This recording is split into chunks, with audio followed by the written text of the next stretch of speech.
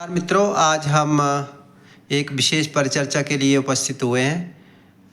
हम सभी जानते हैं कि ज्योतिष विद्या, सभी सोचते हैं कि क्या चीज़ है ये, क्या ये विज्ञान है या कोई ढकोंसला है।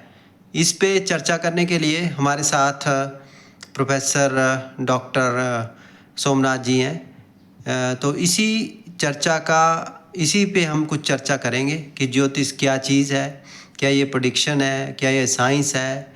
तो नमस्कार डॉक्टर साहब, आज की इस परिचर्चा में आपका स्वागत है।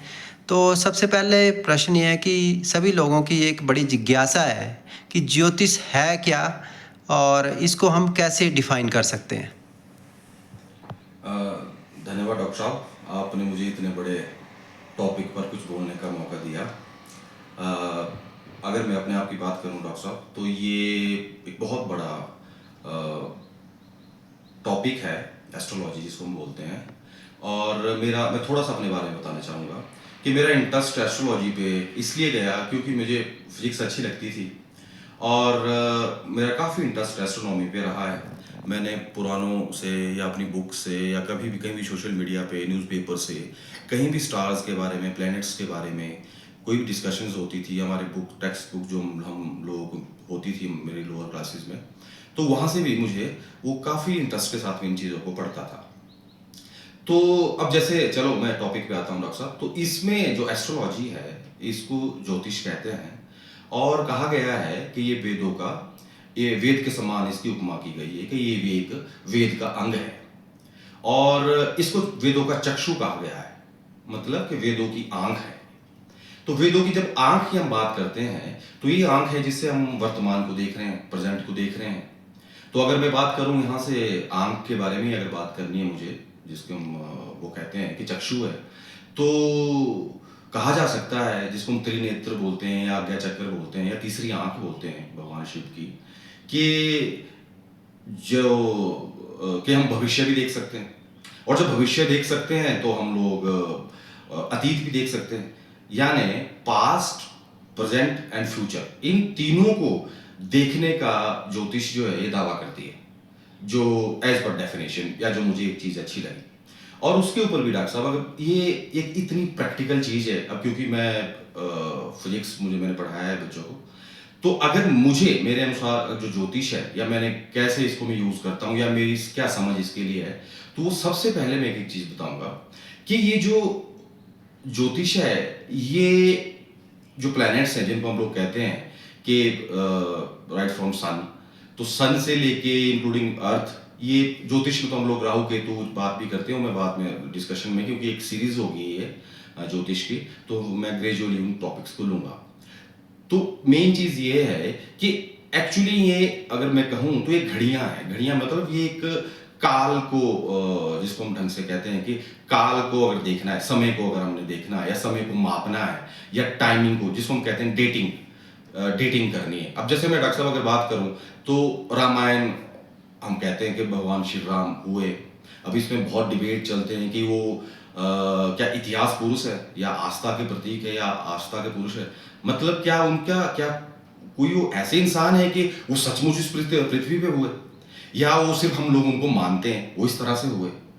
तो इसमें डॉक्टर साहब अगर मैं आपको बात कहूं तो जो ज्योतिष है और इसमें रामायण की जो डेटिंग है वो इतनी डिकोडेड है, मैं उनके कुछ एग्जांपल भी आपको दूंगा और हम लोगों को अच्छा लगेगा कि हम लोग वो एक्चुअल टाइम, जो जैसे मैं अभी कहता हूँ कि हम लोग आज बर्थ चार्ट बनाते हैं कि 10 बजकर इतने मिनट पर कोई बच्चा पैदा होता है, तो उसका फिर हम उसको सॉफ्टवेयर में डाल देंगे तो एक चार्ट बन जाएगा, वो चार्ट कैसे काम कर रहा है। तो अगर हम ढंग से देखेंगे डॉक्टर साहब, इस टाइम अगर मैं भी बात करूँ आपसे, तो इस समय एक जो हमारा बिल्कुल ईस्ट के आसपास, ईस्ट जो हमारा जिसको हम पूर्व बोलते हैं, तो वहां कोई ना कोई एक स्टार सिस्टम होगा जिसको हम कॉन्स्टलेशंस बोलते हैं या नक्षत्र बोलते हैं।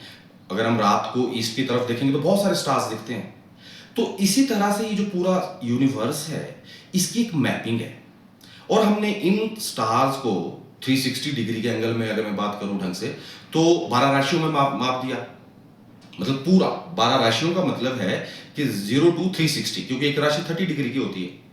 और उससे भी अगर हम गहरा जाए तो उसमें हम लोग देखते हैं कि जो राशियां हैं इनके राशियों के अंदर भी जिनको हम कॉन्स्टलेशंस बोलते हैं, नक्षत्र बोलते हैं, वो नक्षत्र है। और हमारे जो महीनों के नाम हैं, जैसे आज इस ये ज्येष्ठ का महीना है तो ये भी नक्षत्रों के नाम पे है। इस पे भी हम बात करेंगे बाद में। तो मेरा पॉइंट ये था कि अब जैसे सपोज भगवान राम पैदा हुए, तो भगवान राम का को पैदा होने का मतलब है एक चीज का कि महर्षि वाल्मीकि ने लिखा है, श्लोक में लिखा है कि राम उस दिन नवमी तिथि थी, जो तिथि थी वो नवमी थी, और वो जो महीना था वो चैत्र का महीना था। तो इस तरह का, और प्लस अगर हम और देखे जाए तो प्लेनेटरी डिस्क्रिप्शंस है। प्लेनेटरी डिस्क्रिप्शंस का मतलब वो स्पेसिफिक हैं, वो बता रहे हैं कि इस समय जो असेंडेंट आपका है या जो कॉन्स्टलेशंस है जो बिल्कुल आपके ईस्ट पे दिखाई दे रहा है, क्योंकि अर्थ मूव कर रही है तो ये बिल्कुल चेंज हो रहा है कंटिन्यूसली। तो वो जो है वो कौन सा उसका नेमिंग है उस कॉन्स्टलेशन की, तो हम पाते हैं कि वो कर्क राशि में पैदा हुआ है। मतलब यानी उस समय जब भगवान राम पैदा होते हैं तो कर्क राशि का मतलब कैंसर साइन जो जॉडिएक में ये जो कॉन्स्टलेशंस हैं ये उस समय अपीयर हो रहा था। इसी तरह से हर प्लैनेट्स की पोजीशंस हैं स्पेसिफाई की गई है कि मून, सन, राहु, केतु, उनके बारे में बात करूंगा। जुपिटर आपके शुक्र है और शनि है, मंगल है, कि ये कहाँ किन किन राशियों में थे।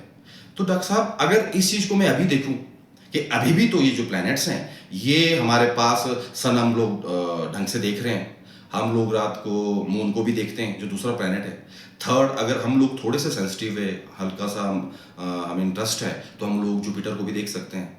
मैंने देखा है, हम लोग, आई होप हम सब ने देखा होगा। सैटर्न को देख सकते हो आप, मार्स को देख सकते हो, स्पेशल केसेस में मरकुरी को भी देख सकते हो अगर आपके पास इंस्ट्रूमेंट्स हैं कुछ सोफिस्टिकेटेड या इस तरह के टेलीस्कोप्स हैं तो आप और ज़्यादा अच्छे से देख सकते हो। तो पॉइंट मेरा डॉक्टर साहब ज्योतिष को जो मैं प्रैक्टिकली जो देखता हूँ या ये क्या है वो मैं समअप करूँगा अभी इस बात पे, वो ये है कि अब जुपिटर, जब मैंने कहा कि ये क्लॉक है, ये प्लानिटरी क्लॉक है। प्लानिटरी क्लॉक का मीन्स जैसे हम लोग एक नॉर्मल हमारे पास वॉच होती है, रिस्ट वॉच होती है या वॉल क्लॉक होती है, तो उसमें हम लोग देखते हैं निडल्स होती हैं, कोई सेकंड को मेजर करती है, कोई निडल आपके पास मिनट्स को, कोई आवर्स को वो चीज़ करती है। तो ठीक उसी तरह अगर हम लोग इनको निडल्स माने, जैसे मून एक निडल है, तो मून जो निडल है वो टाइम को एक ट्रेस करेगा, पर्टिकुलर एंगल चलेगी, इतनी डिग्री आगे गया, और वैसे ही जुपिटर, वैसा ही सन का, या वैसा ही और भी जो प्लैनेट्स हैं उनके बारे में, तो वो एक एग्जैक्टली जैसे एक टाइम के बारे में कि प्रेजेंट इस टाइम, ये कौन सा टाइम, जब मैं आपको अभी अपना ज्योतिष के बारे में भी कह रहा हूँ तो इस समय भी एक टाइम चल रहा है। तो एक मेरे पास है कि मैं टाइम देख लूँ कि इस समय घड़ी में क्या टाइम हुआ है, वो चेंज हो सकता है, या हम लोगों ने बहुत सारे गवर्नमेंट्स हैं कि जो टाइम जोन चेंज करती रहती है। लेकिन अगर फिर भी एक्यूरेसी की अगर मैं बात करूं तो मुझे कहना होगा कि इस टाइम मून इस पर्टिकुलर साइन में इतने डिग्री पे है, सन इस राशि में इतने डिग्री पे है, वैसा ही सारे के सारे प्लैनेट्स जो हैं, क्योंकि ये थोड़ी देर बाद मूव कर जाएंगे, नेक्स्ट डे मून थोड़ा और आगे ट्रेवल कर जाएंगे। तो इसी तरह से ये जो है एक टाइम को, काल का जो निर्णय है उसके लिए एक बहुत बड़ी मैं आपसे बात करूंगा कि ये ऐसा टूल है कि जो, और फिर डॉक्टर साहब मुझे ये भी लगता है कि हमारे जो सेंट थे महर्षि वाल्मीकि, वो इतने अवेयर थे कि उन लोगों ने, जैसे अभी हम लोग कोई बिल्डिंग बनी या कोई पुल का इनॉग्रेशन करती है गवर्नमेंट्स, तो उसमें उनका जिसको हम कहते हैं कि नींव रखी या शिलान्यास किया गया या उद्घाटन किया गया, तो टाइम को कोड करते हैं। तो उसी, लेकिन वो जो टाइम है, हो सकता है कि 15 ईयर्स के बाद वहाँ फ्लड आ जाए और वो ब्रिज कोलैप्स हो जाए, तो वो जो टाइम था वो खत्म हो गया। हम लोग उसको, या कोई दूसरी गवर्नमेंट आ जाए वो टाइम को चेंज कर जाए। मीनिंग ये है कि अभी अगर सपोज 12 o'clock हो रहा है तो कोई उस पर क्या है, कोई 11 o'clock भी तो कहीं हो सकता है, या चेंज कर सकते हैं हम घड़ी को, ये कोई बड़ी बात नहीं है। लेकिन जो मून है, जो उसकी पोजीशन है, जिस पॉइंट पर चंद्रमा भी है, या जिस राशि पे, या इस पूरे यूनिवर्स में, ब्रह्मांड में जिस पर्टिकुलर बिंदु पे वो है, वो तो चेंज होने वाला नहीं है।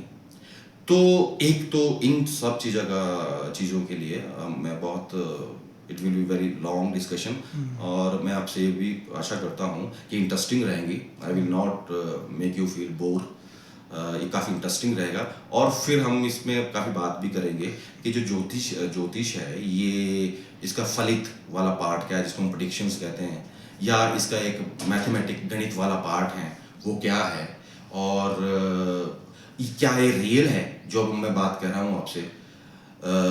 अब एक ज्योतिषी भी तो आपको बता सकता है, कोई पंडित भी बता सकता है कि नेक्स्ट जो सूर्य ग्रहण है या चंद्र ग्रहण है वो कब होगा।